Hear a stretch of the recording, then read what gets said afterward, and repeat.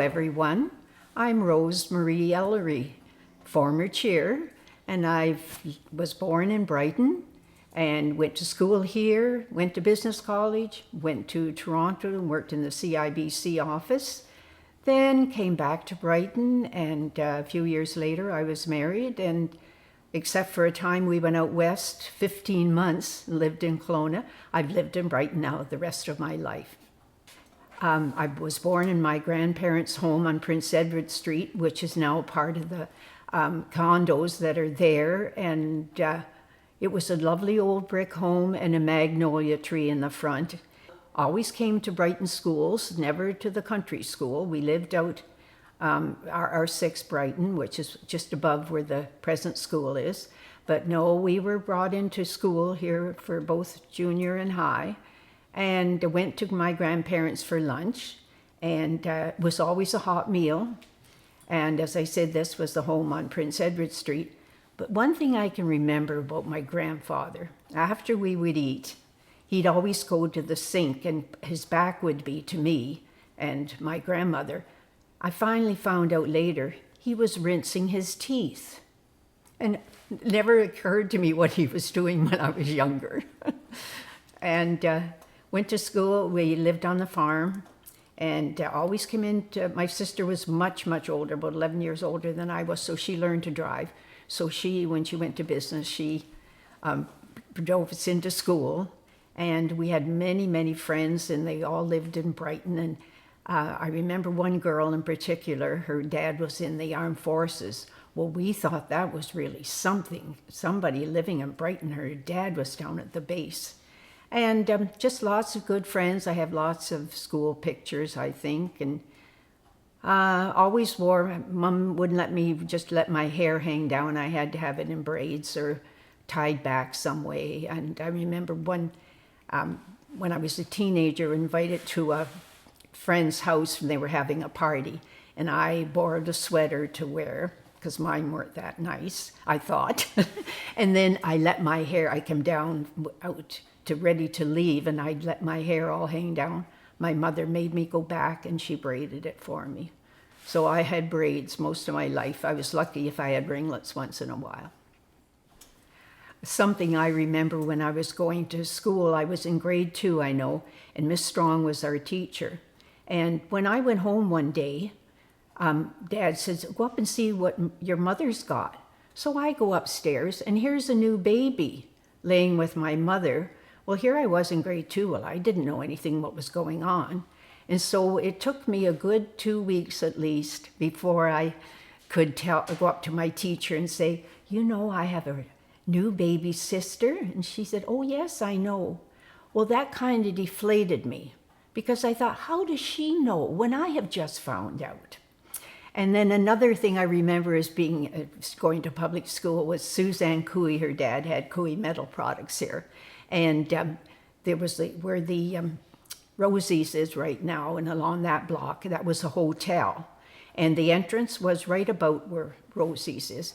And I remember Suzanne's dad would take her to lunch there. Well, the rest of us at school, we couldn't believe that she was going to lunch at a hotel. We never even had a chance to go anywhere else but home.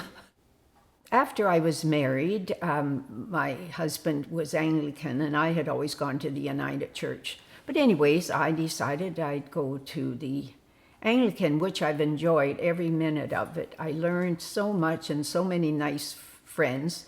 And then after a period of time, I really got involved in the choir and sang in the choir for quite a few years. And then things kind of changed a bit. So, I was working, and we had our own business and everything. I was very involved in the Anglican Church and still am. I sang in the choir there for years. And I was fortunate enough, I guess you would say, to be the first woman warden in 75, 76. And then I found in my things out of the paper and that again on 2006 and 2007. And we accomplished a lot. And always, I loved the choir. And then things kind of changed, and our choir director and pianist left, or I should say organist left, and I decided, well, maybe that was time that I just go and sit in the congregation. And I'm still involved in there. We have breakfasts every once in a while, and then we have a new to you sale twice a year, and I help wherever I can, and as much as I can, or if I want it. But anyways, I do enjoy, I've met so many nice people at St. Paul's Anglican Church, Brighton. Another part of my life many years ago was I joined the Rebekahs in Brighton. There was the Rebekahs, and the Odd Fellows was the man part of it.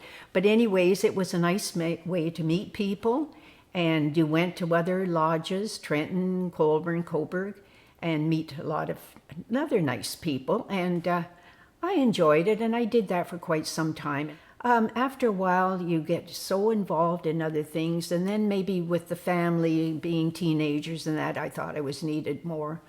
Maybe at home, I'm not sure why I left, and then now there's none in Brighton. They've had to join with Trenton. It's one of those things, it's a fraternal organization, and I think a lot of people made friends, and you went and you had teas and all that, where that type of thing seems to be just not around much anymore. Maybe the churches, we have our new to you sale generally twice a year, but and the Lenten lunches, which all the churches take turns, and we had ours last week.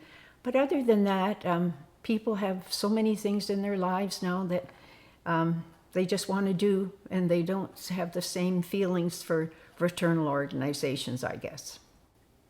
Something I just thought about Applefest, we always had celebrities, but what happened was, I can remember 2 or 3 times probably, we asked weathermen to come to be our celebrity, and wouldn't you know it rained.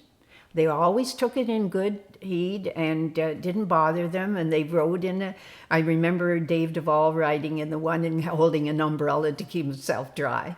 And I'm trying to think who else might have been rainy. I'd have to look that all up, because I think I kept track of a lot of that. I know I did, scrapbooks. But anyways, no, it didn't hurt anybody's. The first one that it did rain, we were small enough to go down in the community center. And I remember we had an OPP band that time and entertained us. So I don't know where that ever came from so early in the thing, but they've been back again, different ones. But no, it's really grown, and it's taken off, which is good for everybody. A large part of my life, too, was being on, first it was just Municipal Council, then it was Town Council, and now it's Municipality Council. And I was on there from 1979 to 2003. And I think I enjoyed nearly every minute of it. Oh, we had our times, don't tell me we didn't. And I enjoyed it, and I ran every time, and 2 or 3 times I think I topped the polls, which was good for a woman. I learned a lot, and I felt I helped a lot for the community. Speaking of being a councillor in Brighton, I was on many committees, Applefest, of course, and then Culture and Recreation, Public Works, Committee of Adjustment, Library Board. I was on that 2 or 3 times at least. We started with planters on the main street, I remember, and we had these big cement and planters here and there, and the town staff were good, the outdoor staff that worked for the municipality. They were very good, and they would haul these away and then bring them back for us, and we would plant geraniums and that. We didn't have really any of a budget. Just got some money from here, or somebody donated, like I might donate flowers and that. And then finally it took a hold, and then it's now what it is. But I remember my Thursday afternoons going down in the park and pulling weeds and planting pansies and things around the old, where the town hall used to be. And what else was I? A Committee of Adjustment, that was only once in a while that something would come up that we'd have to go and look at some property and make a decision for where else it had to go or whatever else they had to do. I was on the library board. I love that. I was on that for a long time. And speaking of library, I used to be a sand parent. Now this is what I met once a week with a little girl or a boy that was maybe just beginning school or was at home and was getting anxious to learn things. And we had an hour in the old library. They do it now in the new one, of course. And I would just meet with that child, and we would maybe print if they could do that, or we'd read books, tell stories, or maybe they just want to play for a while. But it was to introduce them to other people before they, got out in the world too much or at school or that. It was, I love that. It had 4 or 5 little ones, different one every year. I guess one of the most surprises I ever had was when I had a knock at my door one evening, and one of the councillors, Roy Rittridge, came and told me that it had been decided at a council meeting that they were going to take a piece of property that used to be across from the health centre, the McKinnon House. It was a big white house, and it used to be a stagecoach stop. And they were taking that vacant land and making a park and making it in my honor. And there always was a great big rock there. And what they did was they had my name engraved on that and park.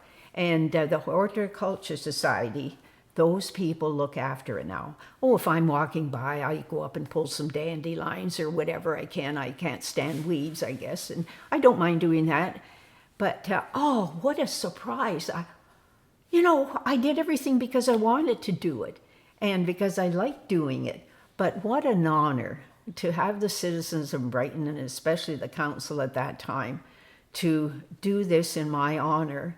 And there's for everybody to see, and they've put a couple benches there and some other things now. So, or have they put benches? Yeah, I think there's a couple benches. I know I sit on the grass.